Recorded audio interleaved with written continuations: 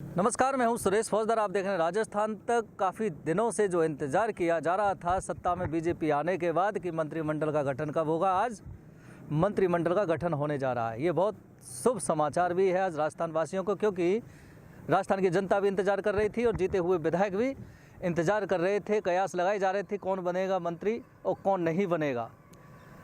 दावा सभी ठोक रहे थे, उम्मीद सभी को थी। किसकी उम्मीद पूरी होती है अब पता लगने वाला है। बस थोड़े से ही घंटों का इंतज़ार है। बताया जा रहा है कि मंत्रिमंडल का जो गठन हो रहा है, ज़्यादा मंत्री 20 से 22 मंत्री ही बनाए जाने हैं। अब ज़िले की अगर बात करें, राजस्थान की राज्य की बात करें तो 50 ज़िले हो चुके हैं। मंत्रियों को किस किस हिसाब से लेंगे, जाति या समीकरण को साधते हुए लेंगे, क्षेत्र को साधते हुए लेंगे, किस तरह से लेंगे, वो सब कुछ क्लियर हो चुका है। बस उसका खुलासा होना बाकी है। राजभवन में हो जाएगा थोड़ी सी देर बाद। पूर्वी राजस्थान, पश्चिम राजस्थान, दक्षिण, उत्तर, अगर राजस्थान को 4 दिशाओं में अगर बांटा जाता है तो फिर इनमें किसका ज़्यादा शेयर रहेगा मंत्रिमंडल में, वो भी देखने वाली बात होगी। क्योंकि शेखावाटी की अगर बात करें तो बीजेपी यहाँ हारी थी। पूर्वी राजस्थान में अगर बात करें तो बीजेपी की स्थिति कमज़ोर रही थी। तो उम्मीद बताई जा रही कि शेखावाटी और पूर्वी राजस्थान से मंत्रिमंडल गठन में मंत्रियों का शेयर कम हो सकता है। मारवाड़, मेवाड़ इस साइड से ज़्यादा हो सकता है, हाड़ौती से ज़्यादा हो सकता है। भरतपुर ज़िले की अगर बात करें तो कांग्रेस सरकार के दौरान जब अशोक गहलोत मुख्यमंत्री थे तो 4 मंत्री यहाँ बनाए गए थे।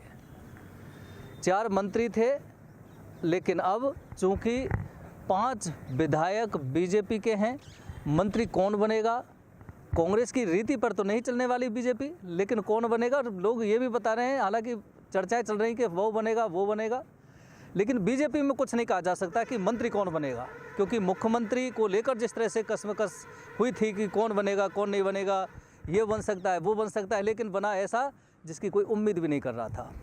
तो ऐसा ही बताया जा रहा है कि बीजेपी के जो जनता सोचती है उसके उलट बीजेपी करती है। जनता का काम सिर्फ वोट देना है, लोगों को जिताना है, पार्टी को सत्ता में लाना है। आप बात यहाँ ख़त्म कर दीजिए। उसके बाद कौन मुख्यमंत्री बनेगा, कौन मंत्री बनेगा तो क्या पोर्टफोलियो मिलेगा, वो फिर बीजेपी पे डिपेंड करता है, पार्टी पे डिपेंड करता है। अब बताया जा रहा है एक नाम जो भरतपुर ज़िले में उभर के आ रहा है, नौछम चौधरी। हरियाणा के नूह की रहने वाली नौछम चौधरी को बीजेपी ने हरियाणा से लाकर राजस्थान विधानसभा चुनाव लड़ाया था। भरतपुर ज़िले की कामा विधानसभा सीट से वो चुनाव जीत चुकी हैं। अब बताया जा रहा है कि मंत्रिमंडल में उनका नाम आ सकता है। इस तरह के कयास भी लगाए जा रहे हैं। उसकी वजह ये बताई जा रही है कि हरियाणा से अगर बीजेपी किसी लड़की को, किसी महिला को राजस्थान में लाती है, विधानसभा चुनाव लड़वाती है और फिर वो जीतती है, तो उसके मायने क्या हैं। सिर्फ एमएलए बनाने के लिए ही तो चुनाव नहीं लड़ाया होगा, कहीं ना कहीं मंत्री बनाने की भी उनकी सोच हो सकती है। इसलिए उम्मीद की जा रही है कि कामा विधायक, बीजेपी विधायक नौछम चौधरी का नाम मंत्रिमंडल में आ सकता है। इस बात की भी आशंका जताई जा रही है। जो सर्वोपरि नाम चल रहा है, सबसे ऊपर चल रहा है, नौछम चौधरी आ सकती है। उसके बाद अगर उलटफेर करके हम देखें तो डी कुमेर से बीजेपी से जीते हैं डॉक्टर शैलेश सिंह, पहली बार जीते हैं। दूसरा उनका चुनाव था, डॉक्टर दिगंबर सिंह के पुत्र हैं, स्वर्गवासी। डॉक्टर शैलेश सिंह का नाम भी मंत्रिमंडल में आ सकता है, क्योंकि ये हॉट सीट, राजस्थान की हॉट सीट में से एक सीट डी कुमेर बताई जा रही है और यहाँ कैबिनेट मंत्री को डॉक्टर शैलेश सिंह ने हराया है, तो इसलिए उनका हक बनता है। वो मजबूत एक विधायक के रूप में उभरे हैं, तो डॉक्टर शैलेश सिंह का भी नंबर आ सकता है। बता रहे हैं जवाहर सिंह बेडम का भी आ सकता है। अगर गुर्जर कम्युनिटी की अगर बात करें तो जवाहर सिंह बेडम का भी आ सकता है, लेकिन लोग बता रहे हैं कि दर्शन सिंह जो करौली से विधायक बने हैं, उनका नाम अगर गुर्जर कम्युनिटी से बनाते हैं तो दर्शन सिंह का नाम प्राथमिक रूप से आ सकता है। वहाँ दर्शन सिंह आ सकता है, नौछम चौधरी का आ ही सकता है। इस तरह की कयास लगाए जा रहे हैं। बताया जा रहा है अगर जाटों में से बनाया जाता है तो फिर डॉक्टर शैलेश सिंह का हक बनता है कि डॉक्टर शैलेश सिंह को मंत्री बनाया जाए, क्योंकि हॉट सीट से वो चुनाव जीते हैं। कैबिनेट मंत्री को उन्होंने चुनाव हराया। हालांकि कैबिनेट मंत्री, राज्य मंत्री जाहिदा खान थी कांग्रेस सरकार में, उनको नौछम चौधरी ने भी हराया है। हालांकि ऐसी कोई बात नहीं है। बहादुर कोहली जो बीजेपी के विधायक जीते हैं बेर विधानसभा सीट से, उन्होंने भी पीडब्ल्यूडी मंत्री जो कैबिनेट मंत्री हैं भजन लाल जाटव को चुनाव हराया है।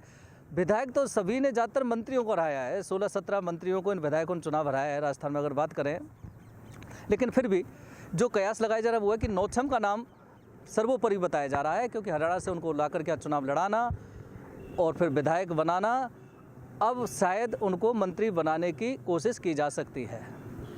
अब देखना ये होगा कि पूर्वी राजस्थान का अगर हम गौर करें मैंडेट किस तरह से दिया गया था। भरतपुर ज़िले में बहुत अच्छा इनका परफॉर्मेंस रहा था बीजेपी का, 7 में से 5 विधानसभा सीट ये जीते थे। लेकिन धौलपुर करौली की बात करें तो ये 0 पर रहे थे। करौली में थोड़ा सा इन्होंने ऊपर किया था, दौसा में भी ऊपर किया था।